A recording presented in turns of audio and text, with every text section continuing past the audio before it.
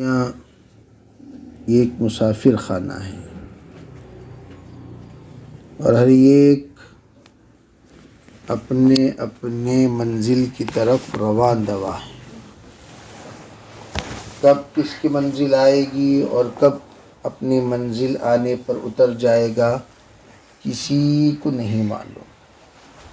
اس لیے اکابر کہتے ہیں ہر دن کو اپنی زندگی کا آخری دن سمجھو گے اس دن کی قدر کرو گے، ہر روز کو اپنا آخری روز سمجھو گے اس کی قدر کرو گے، ہر شام کو اپنی آخری شام سمجھو گے تو اس کی قدر کرو گے، ہر صبح کو اپنی آخری صبح سمجھو گے تو اس کی قدر کرو گے، اور بھی لمبی زندگی کا تصور کرو گے سست ہو جاؤ گے، مست ہو جاؤ گے، اور ہر اعتبار سے کاہلی تمہارے اندر پیدا ہو جائے گی۔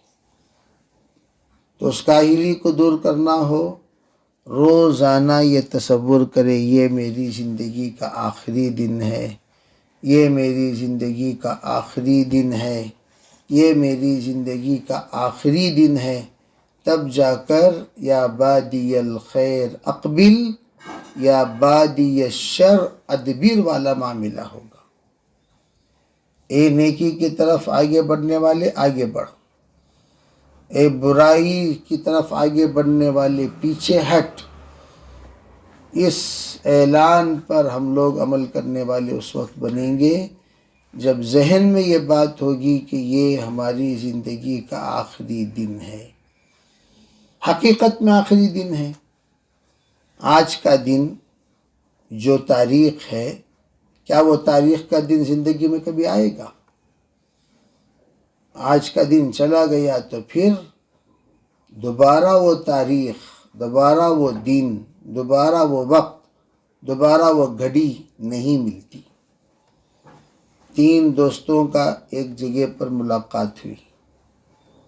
اکثر ہمارے اکابر اپنے مجلس میں یہ واقعہ سنایا کرتے تھے۔ ایک مال، ایک وقت، ایک مال، ایک وقت اور ایک علم، تینوں ایک جگہ پر ملاقات کیے 3 دوست۔ تو جب تینوں جدا ہونے لگے تو سب نے پوچھا علم سے، ارے بھائی آپ کہاں ملو گے؟ بھائی ہم یونیورسٹیوں میں، کالجوں میں، اسکولوں میں، شرعی علوم مدارس میں اور تربیتی علوم خانخواہوں میں اور عبادتی علوم مساجد میں، اس نے کہاں کہاں ملنے کے ایڈریسیں سب بتا دیا۔ مال سے پوچھا ہاں بھائی آپ کہاں ملو گے؟ کہا بینکوں میں، اپنے دیگر وہ جگہ جہاں پر پیسے ملتے ہیں ان تمام جگہوں کا ایڈریس دیا۔ وقت سے پوچھا گیا آپ کہاں ملو گے جناب وقت صاحب مد ظلہ العالی، آپ کہاں ملو گے؟ تو وہ کہنے لگا ہم ایک بار جاتے ہیں پھر دوبارہ نہیں آتے،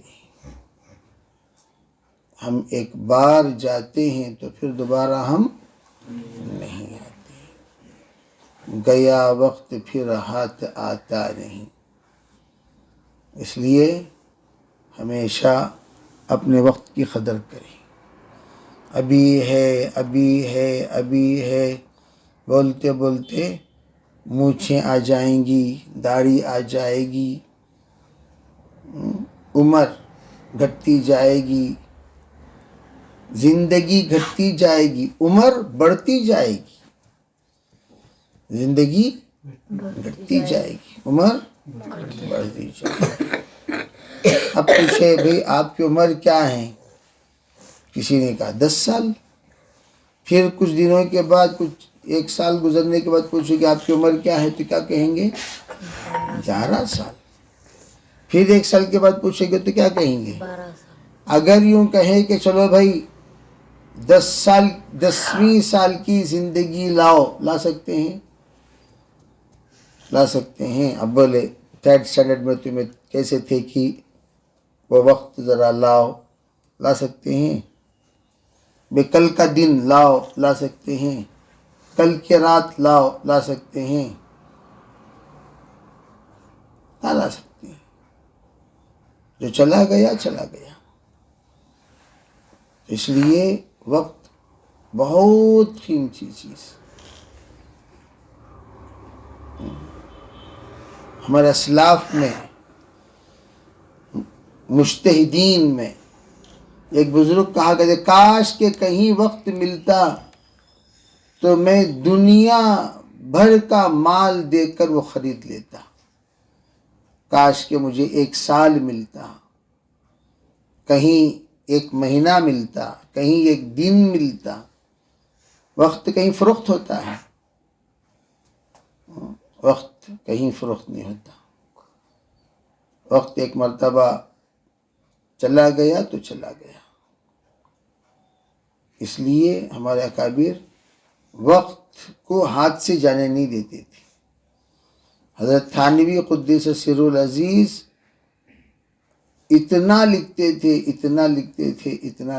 تھے کہ حضرت تھانوی کا جس وقت حساب لگایا گیا روزانہ 18 صفحات لکھتے تھے، روزانہ 18 صفحات۔ تھانوی رحمت اللہ علیہ ایسی کتاب، ایسے آداب بتا کر چل دیے کہ آج تک دنیا کے علماء دنگ ہیں۔ بے حضرت کیسے؟ ایک مرتبہ ایک چھوٹا سا بچہ مفتی اشرف علی صاحب کے پاس پہنچا، ایک اپنے والد کے ساتھ۔ تو حضرت نے بچے کو کچھ دیا تو اس نے کہا جزاک اللہ۔ تو حضرت نے فرمایا اچھا جزاک اللہ، پھر اور ایک دیا۔ اب کیا کہو گے بھائی؟ بچہ تو بچہ ہوتا ہے، خاموش ہو گیا۔ تو حضرت کہنے لگے کہ جس وقت حضرت تھانوی نے لکھا ہے بڑے جس وقت چھوٹوں کو دیتے ہیں،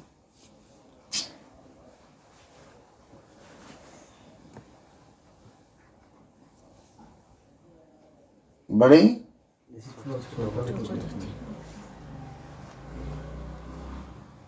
اس وقت میں چھوٹے بڑوں کو شکریہ کہنا چاہیے۔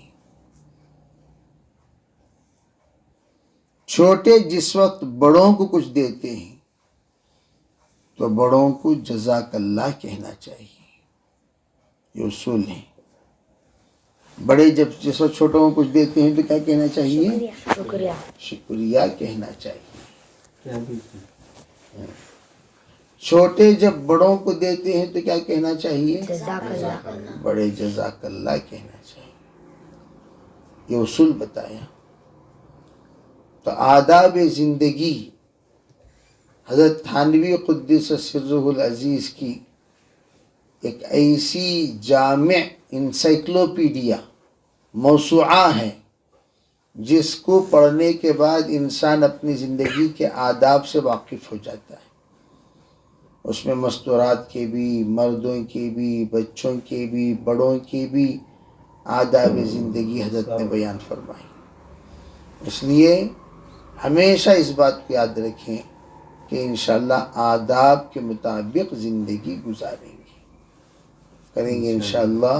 اور اس کے ساتھ اپنے اخلاق کو درست کرنا، اپنے نمازوں کو اخلاق درست کرنے کے لیے نماز، جس کی نماز درست ہو گئی، نماز میں جس کی نظر درست ہو گئی، نماز کے باہر اس کی نظر درست ہو گئی۔ نماز میں جس کا ہاتھ درست ہو گیا اس کا لین دین درست ہو گیا۔ نماز میں جس کے پیر درست ہو گئے اس کے آگے بڑھنے والے، اس کے جانے آنے والے مقامات درست ہو جائیں گے۔ نماز میں جس کے کان درست ہو گئے، جو سننا ہے وہی سنتا، غیر غلط باتوں کو نہیں سنتا، تو اللہ اس بندے کو باہر کی زندگی میں غیر غلط چیزیں سننے سے محفوظ رکھیں گے۔ تو گویا نماز یہ 3 چیزوں کے لیے تربیت کی چیز ہے۔ نمبر 1، اجتماعیت پیدا کرنے کا سب سے بڑا سبب اور ذریعہ ہے نماز۔ اس سے بڑھ کر کائنات میں کوئی شریعت میں اجتماعیت پیدا کرنے کا کوئی سبب نہیں تھا سوائے امت محمدیہ کے۔ ہم جماعت کے ساتھ نماز پڑھتے ہیں۔ ایک دوسری چیز کیا ہے؟ علماء فرماتے ہیں دوسری چیز اللہ کی طرف بار بار رجوع کرنے کا، رجوع ہونے کا، استحضار کا سبب ہے۔ 5 مرتبہ اللہ کے پاس روزانہ بندہ حاضری دیتا ہے تو وہ حاضری دینے والا کبھی گمراہ نہیں ہو سکتا۔ اس لیے گمراہی سے بچنے کا سب سے بڑا ذریعہ نماز۔ تیسری چیز، اپنے اندر ڈسپلین لانے کا سب سے بڑی تربیت کی چیز نماز ہے۔ ان الصلاۃ تنہی عن الفحشاء والمنکر، ان الصلاۃ تنہی عن الفحشاء والمنکر، نماز روک دیتی ہے تمام فاحش چیزوں کو، فاحش چیزوں کو، نفسانی چیزوں کو، چاہے فاحش نظر ہو، نظر فاحشہ، نظر فاحشہ بری نظر، گندی نظر، سماعت فاحشہ گندا سننا، فکر فاحشہ گندا سوچنا، قول فاحشہ گندا بولنا، یہ جتنے فاحشہ ہیں ان تمام فاحشات کو نماز ختم کر دے گی۔ جس وقت بندہ نماز پڑھتا ہے اور ان تمام چیزوں کو نماز میں لگاتا ہے تو اللہ اس کی ایسی تربیت کرتے ہیں تمام اعضاء کے فحش دور ہو جاتا ہے۔ اور جب ان تمام کے اندر سے فحش دور ہو گیا تو لا محالہ گناہوں سے بندہ بچ گیا۔ تو گناہوں سے بندہ بچنے والا بن جائے گا اس وقت میں جب فحش دور ہو جاتے ہیں، جب مادہ دور ہو جاتا ہے، اور منکرات سے محفوظ ہو جائے گا۔ اس لیے یہ لازم اور ملزوم ہے نماز میں اپنے آپ کو پابند کرنا۔ تو میں یہ عرض کر رہا تھا وقت کی پابندی یہ نماز سکھاتی ہے۔ ان الصلاۃ کانت علی المؤمنین کتابا موقوتا،